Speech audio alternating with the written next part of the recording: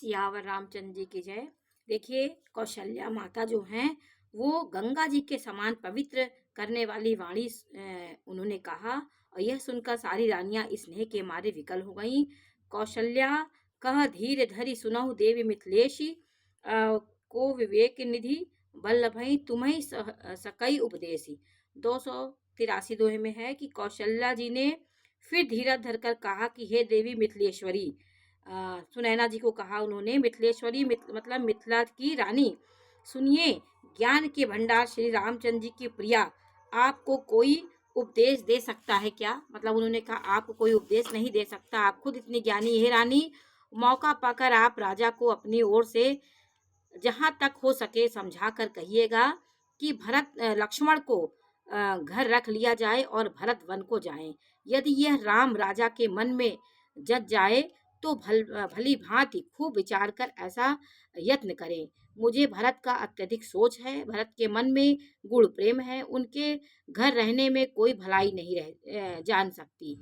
वह डर लगता है कि उनके प्राणों को कोई भय ना हो जाए। इतना उनका विवलता, इतना व्याकुल है। ये कौशल्या जी कह रही हैं सुनैना से, क्योंकि सब लोग यही विकल्प कर रहे हैं कि रामचंद्र जी को कहा जा रहा है कि वो राजा अयोध्या का राज करें, तो राम नहीं मानेंगे। इसलिए कई अपने अपने मत से सब विकल्प ढूंढ रहे हैं कि भरत वन उनके जगह पे वनवास झेल लें, लक्ष्मण झेल लें, लेकिन राम को कोई नहीं चाह रहा है कि वो वनवास झेले। राम को राज्याभिषेक के लिए ही, अयोध्या के लिए ही सब लोग का मन है, सबका यही विचार है।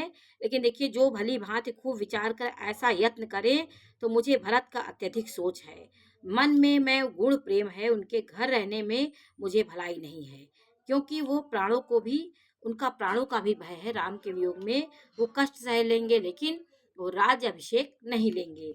अब देखिए, कौशल्या जी का स्वभाव देखकर और उनकी सरल और उत्तम वाणी को सुनकर सब रानियां करुण रस में निमग्न हो गईं। आकाश से पुष्प वर्षा झड़ी लग गई और धन धन की ध्वनि होने लगी।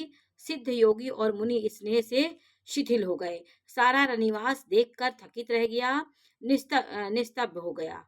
तब सुमित्रा जी ने धीरज धर के कहा कि हे देवी, 2 घड़ी रात बीत गई है। यह सुनकर श्री रामचंद्र जी की माता कौशल्या जी प्रेम पूर्वक उठी।